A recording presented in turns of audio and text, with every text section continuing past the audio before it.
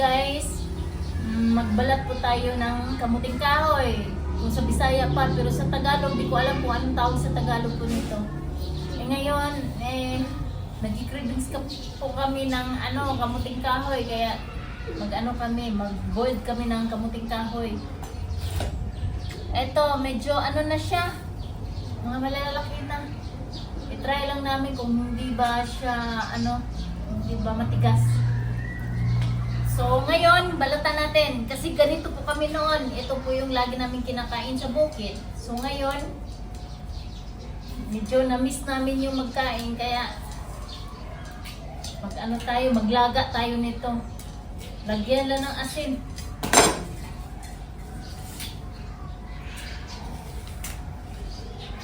Ito, medyo malambot-lambot.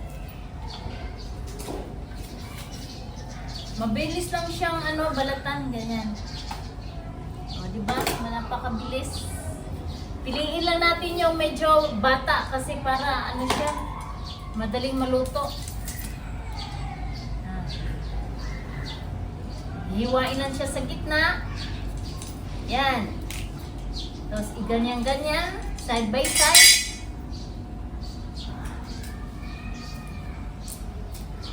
Ito siya, pakuluan po siya ng mga 13 minutes. Pwede na kainin.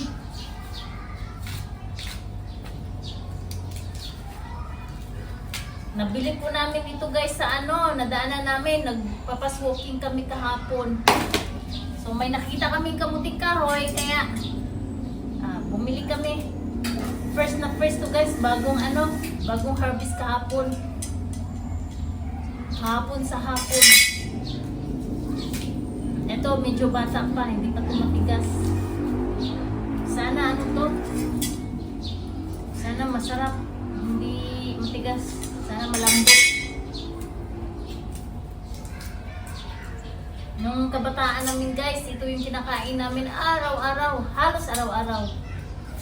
Hindi naman totally araw-araw, pero halos araw-araw. Kasi ito lang pong makaya ng mga magulang namin. Mahal kasi yung bigas noon Para sa amin, mahal na yung bigas. Ito, medyo matigas na. Matigas ito. Parang kahoy. Pero try pa rin natin. Yan.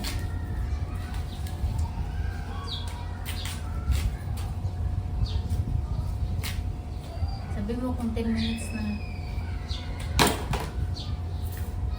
Hindi naman siya mahirap balatan.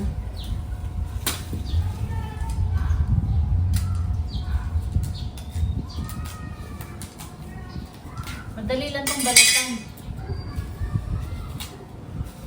Ito malambot. Pag malambot siya guys, mabilis siya balatan. Pero pag matigas, nako, ang hirap.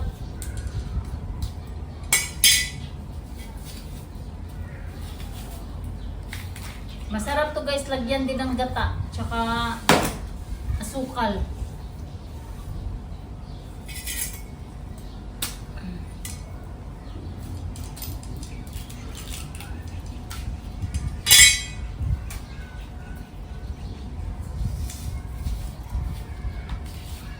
Sana masarap to. Yung parang kung sa Bisaya pa guys, labo.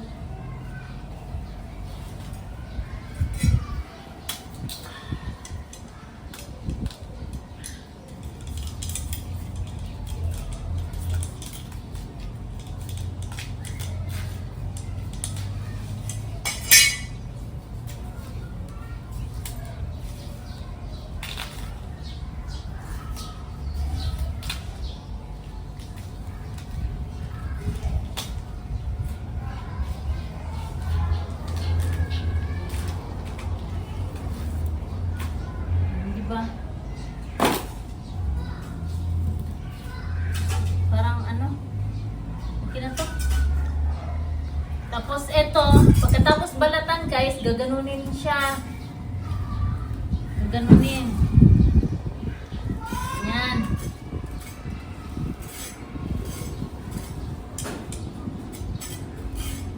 Para, kasi sabi nila nakakahilo daw to. Pag hindi ganunin, yung kagisan ba? Yung sa Bisaya pa. Yan.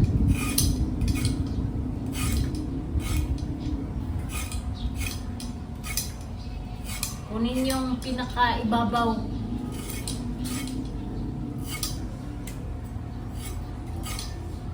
Yung iba malambot, yung iba matigas, parang kahoy na rin. Mamaya malalaman natin to kung matigas o hindi. Pag pinipigaan, ganun din. Mamaya na ako, ako naman ang karong niya. Masarap din to guys sa ano, masarap din to guys sa puto. Parang bulanghoy. Yung i-steam lang siya. Tapos kasaba cake. Yan, masarap nito. Gawing kasaba cake.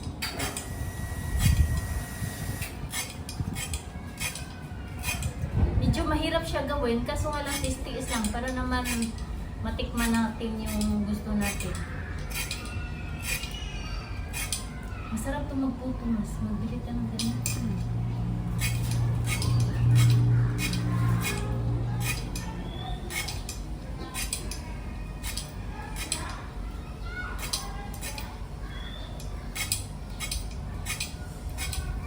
Ipuputo namin ito. Masarap pala ito pag ano.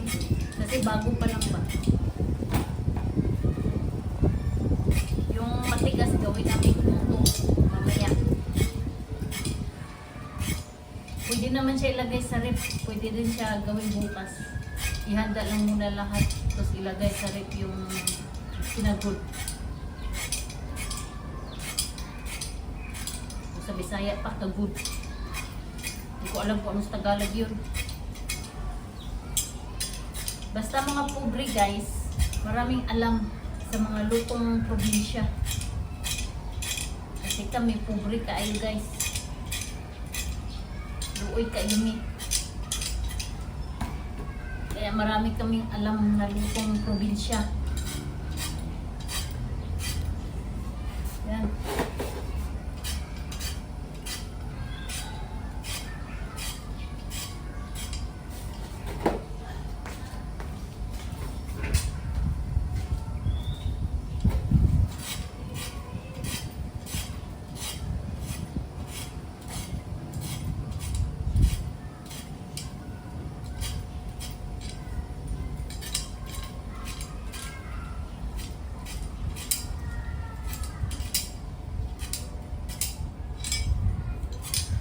Nangangawit na ako.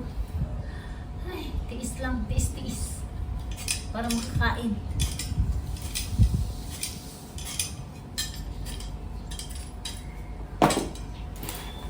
Yung iba matigas na, parang kahoy na.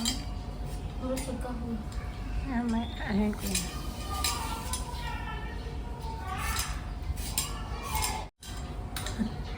Parang kahoy na talaga. Pag matigas, ayun na din. Labay natin. Ay, doon. Pag matigas na, hindi pwede.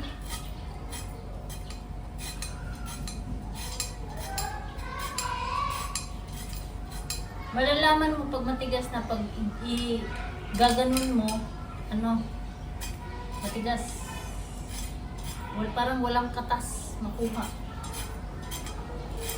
Pag matigas kasi, pag naluto na yan, matigas din.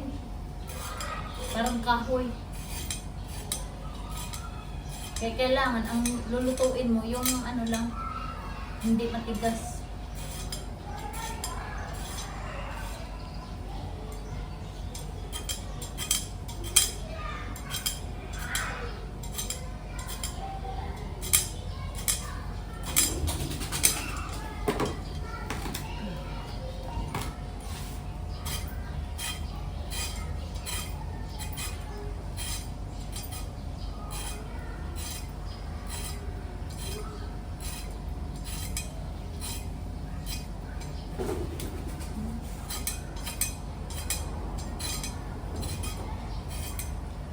Kapoy. Nihingal ako kahit ganito lang.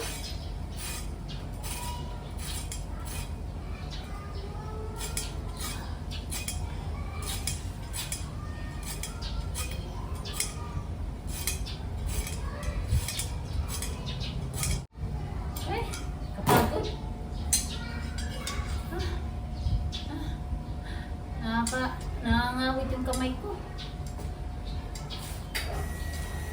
Ngayon pa natin. Ito pa. Parang matigas eh. Pag matigas na, hindi siya maganyan. Parang marami ng matigas nito. Yung puno niya kasi malaki na. Parang kahoy na yung puno niya. Kaya pati yung laman, tigas na rin.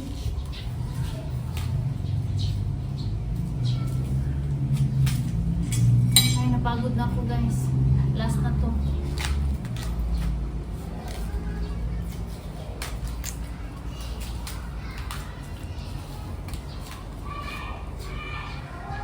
Eto, medyo ano.